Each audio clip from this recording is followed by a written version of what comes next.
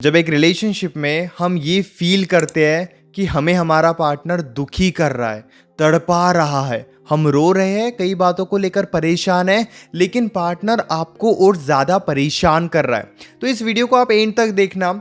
5 बातें आज मैं आपको बताऊंगा और अगर आप उन 5 बातों को बहुत ध्यान से समझ लेते हो तो यकीन कीजिए आने वाले टाइम में आपको अपने रिलेशनशिप में बदलाव महसूस होने लगेंगे।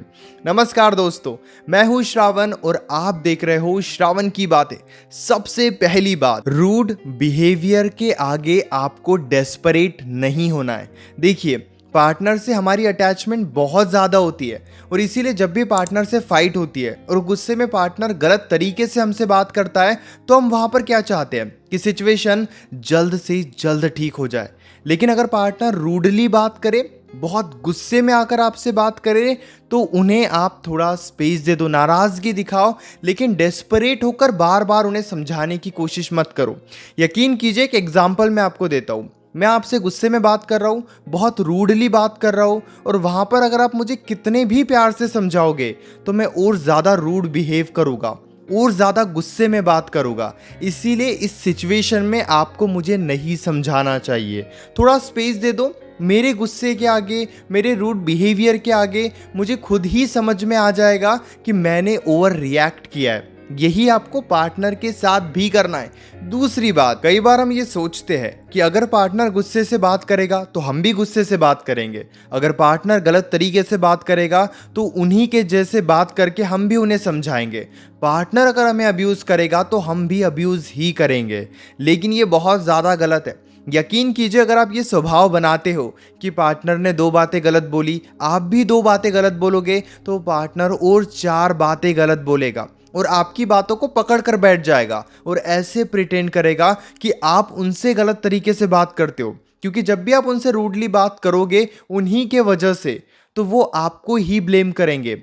इसीलिए ये गलती आपको रिलेशनशिप में कभी नहीं करनी चाहिए। अगर वो गलत तरीके से बात कर रहे हैं तो आप बार बार उनके सामने मत जाओ, लेकिन ऐसे आपको कभी नहीं करना है कि आप भी गलत तरीके से बात करके उन्हें जवाब दे रहे हो।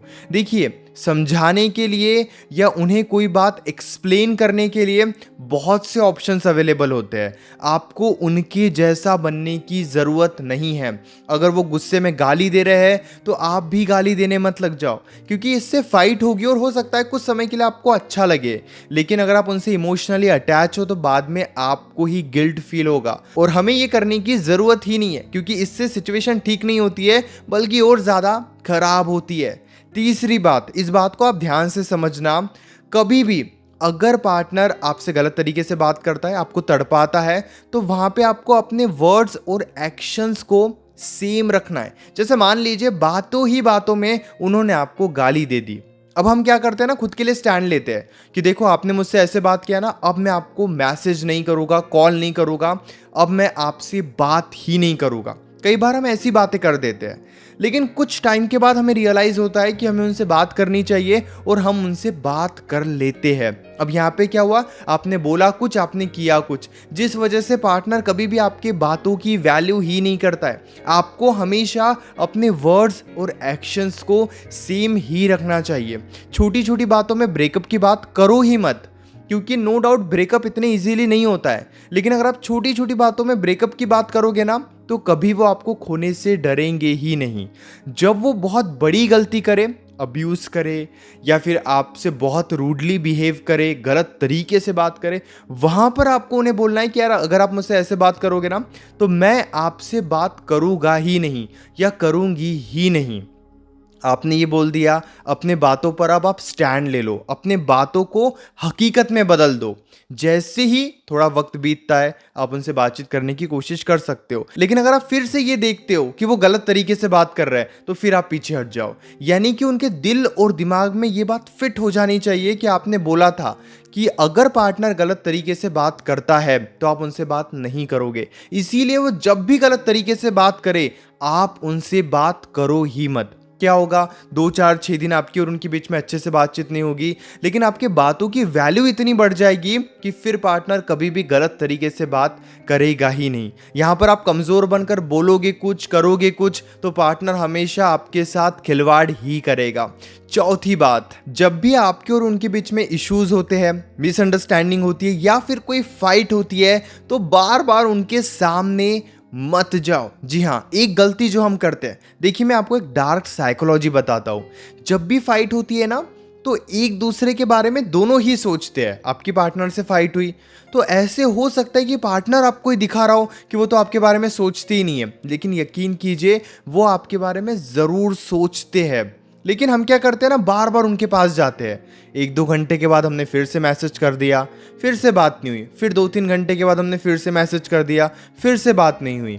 अब इस वजह से क्या होता है ना, जब हम बार बार उनके सामने जाते हैं तो वो ईगो एटीट्यूड दिखाने लगते हैं और सच में वो आपके बारे में सोचना ही बंद कर देते हैं। यहाँ पर स्पेस बहुत ज़्यादा ज़रूरी होता है। कैसे, मैं आपको बताता हूँ। जैसे मान लीजिए अभी आपके और उनके बीच में कोई फाइट हुई, आपने खुद को शांत रखा और आप पीछे हट गया। अब 2 3 घंटे के बाद आपको रियलाइज़ हुआ कि चलो हमें ना बात करके सिचुएशन को ठीक करने की कोशिश करनी चाहिए।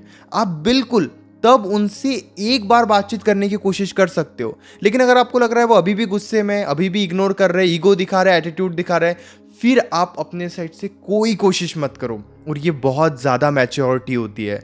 जब आपने सिचुएशन में ज़्यादा रिएक्ट नहीं किया और फिर कुछ टाइम के बाद आपने एक बार कोशिश की, उन्होंने बात नहीं की, फिर आपने स्पेस दे दिया। अब जब पार्टनर को ये महसूस हो जाएगा कि आप समझदारी से बात करने आगे तो आते हो, लेकिन अगर वो आपको इग्नोर कर देते हैं तो फिर आप उनको चेस नहीं करते हो, तो जब उनके माइंड में ये बात फिट हो जाएगी तो यकीन कीजिए वो कभी भी आपको इग्नोर नहीं करेंगे। इसीलिए ये स्वभाव आपको बनाकर रखना है।